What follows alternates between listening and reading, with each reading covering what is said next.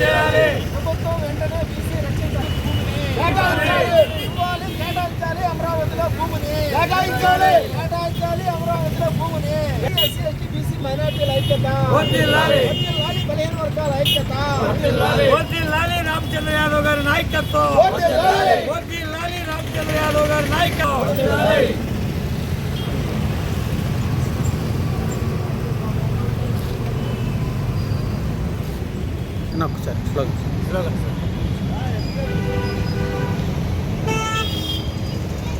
ఏర్పాటు చేయాలి బీసీ రక్షణ చట్టాన్ని వెంటనే. ఏర్పాటు చేయాలి బీసీ రక్షణ చట్టాన్ని వెంటనే. 1000 ఎకరాలు కేటాయించాలి రాజధానిలో ప్రభుత్వం వెంటనే. 1000 ఎకరాల రాజధానిలో బీసీలకు వెంటనే.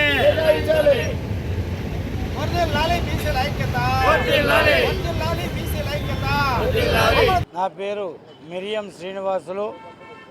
ఈ రోజున 150% ఉన్నటువంటి బీసీల సమస్యలపై భారత చైతన్య యువజన పార్టీ అధ్యక్షులు రామచంద్ర యాదవ్ గారు బీసీల యొక్క ప్రధానమైనటువంటి 5 డిమాండ్లపైన మంగళగిరి పార్టీ కేంద్ర కార్యాలయం నందు ఆమరణ నిరాహార దీక్ష కూర్చుంటున్న సందర్భంగా ఆయనకు మద్దతుగా మేము కూడా ఒంగోలు పట్టణం నందు నిరవధిక నిరాహార దీక్ష చేయడానికి ముందుకొచ్చాము.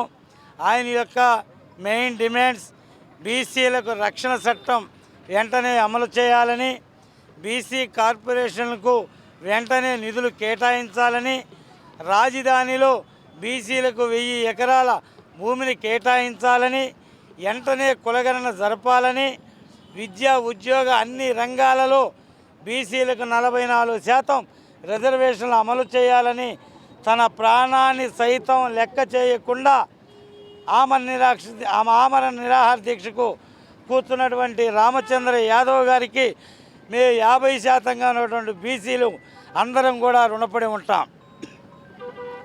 స్వాతంత్రం వచ్చిన నాటి నుండి ఈనాటి వరకు ఎన్నో రాజకీయ పార్టీలు మా చేత ఓట్లేయించుకొని కళ్ళబొల్లి మాటలు చెప్పి బీసీలే మా ఎన్నుముక అని చెప్పినటువంటి ఏ ఒక్క రాజకీయ పార్టీ అయినా బీసీల సమస్యల పట్ల ఒక్క రోజైనా దీక్షలు చేసిన సందర్భాలు ఉన్నాయా అని మేము ప్రశ్నిస్తున్నాం.